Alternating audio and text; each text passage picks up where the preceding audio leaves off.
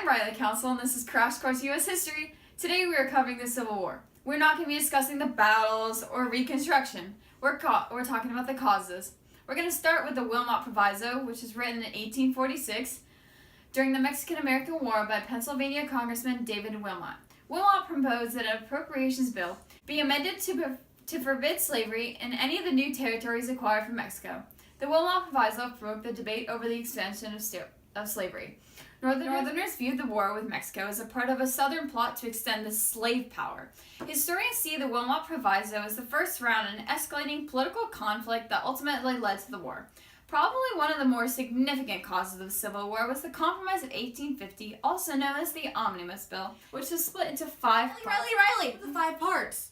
Well, me from the past, the 5 parts include eliminating the slave trade in D.C., but is still allowing slavery within D.C., admitting California as a free state, dividing the remainder of the Mexican cession into Utah and New Mexico, and allowing the settlers in these territories to decide whether slavery was by majority vote or popular sovereignty, and passing a new fugitive slave law that was strictly enforced. Henry Clay, known as the Great Compromiser, Daniel Webster, and John C. Calhoun delivered the last speeches of their lives in the Senate.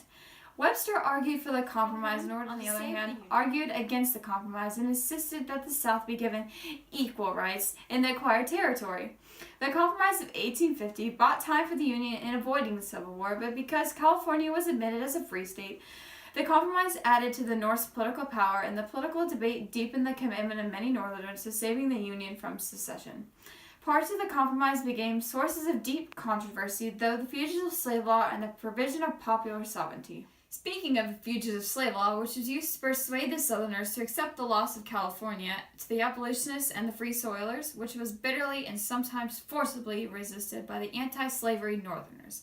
The enforcement of the law drove a wedge between the North and the South. The purpose of the law was to track down runaway or fugitive slaves who had escaped to a northern state, capture them, and return them to their southern owners. The law placed fugitive cases under the jurisdiction of the federal government, authorized special U.S. commissioners to issue warrants to arrest fugitives. Another cause of the Civil War The Underground Railroad was a network of conductors and stations which was northern free slaves and ex-slaves with the help of some white abolitionists who helped free and escaped slaves on their journey to Canada or the free northern states of the U.S. Fugitive slaves used the Underground Railroad in an attempt to escape the fugitive slave law. The most famous conductor was known as Harriet Tubman, who made at least 19 trips and freed about 300 slaves.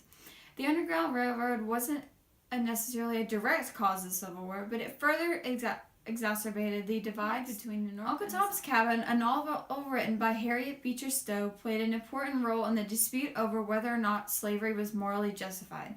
The novel tells the story of Tom, a slave, and his white slave owner. The North viewed the slave owners in a new light as cruel and inhumane. Another cause of the Civil War was the Kansas-Nebraska Act, when Senator Stephen Douglas of Illinois believed in the concentration of the railroad to connect North and the South. In this plan, he divided Kansas Territory into a Kansas and Nebraska Territory. Within these territories, they had the right to popular sovereignty. This created a controversy over the slaves versus free. The violence to the reaction to the Kansas-Nebraska carried over to the floor of Congress. In 1856, Senator Charles Sumner was attacking the Democratic administration, specifically towards another senator from South Carolina, named Andrew Butler. Butler's nephew, Preston Brooks, another congressman, decided to take matters into his own hands and bang Sumner over the head with his walking cane. The fight between the two. The Lincoln-Douglas debates were a significant cause of the Civil War. They were between Stephen Douglas and Abraham Lincoln, whom were running for the Senate seat of Illinois. Stephen Douglas strongly advocated for popular sovereignty. Lincoln was an abolitionist, but discussed whether or not slavery was morally justified. Lincoln ran as the Republicans' nomination and challenged Douglas's indifference towards slavery.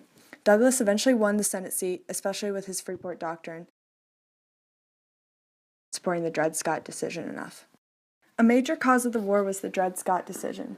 Northerners were angry with a controversial pro-slavery decision in the case of a slave named Dred Scott. Scott had been held in slavery in Missouri and then taken to the Free Territory of Wisconsin, where he lived for 2 years before returning to Missouri. He argued that his residence on free soil made him a free citizen and then sued for his freedom in Missouri. The case worked its way up to in any lawful way against the wishes of any citizen of the United States excludes slavery from their limits prior to the formation of a state constitution. In my opinion, the people of the territory can, by lawful means, exclude slavery from their limits prior to the formation of a state constitution. And this is the Freeport Doctrine from 1858 from the Lincoln Douglas debates, written by Stephen Douglas.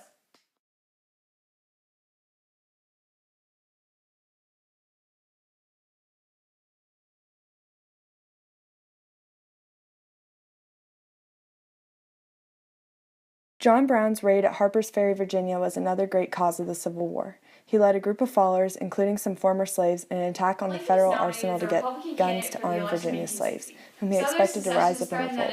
They ended up obtaining broadswords and killing a numerous amount of slave owners. Federal troops under Lee captured Brown and his group after 2 days. Popular vote, however, which means 60% of the South didn't want him as president. Lincoln winning the election of 1860 was a final cause of the Civil War, as it directly resulted in the creation of the Confederate States of America.